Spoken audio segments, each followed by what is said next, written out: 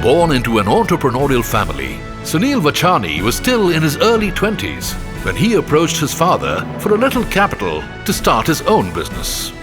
So I told my late father that this is the idea that I have. I want to look at the electronic manufacturing space. It was an alien concept. To his credit, he trusted me.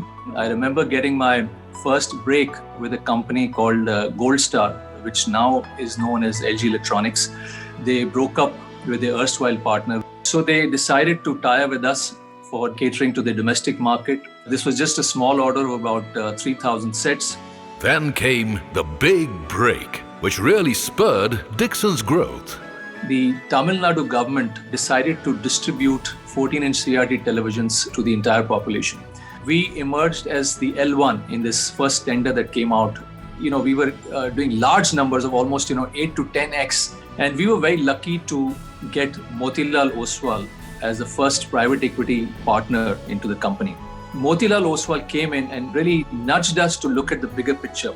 We started looking at product diversification, and today the company is one of the largest players across products in LED TVs, home appliances, mobile phones, security systems and cameras, medical electronics. One of his biggest traits is extreme focus on the customer.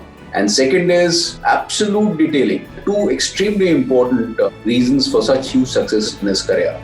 Today, with a turnover of 10,600 crore rupees, Sunil Vachani has ambitious plans for Dixon's future.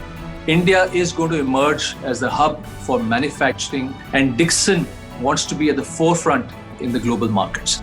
Ladies and gentlemen, Mr. Sunil Vachani.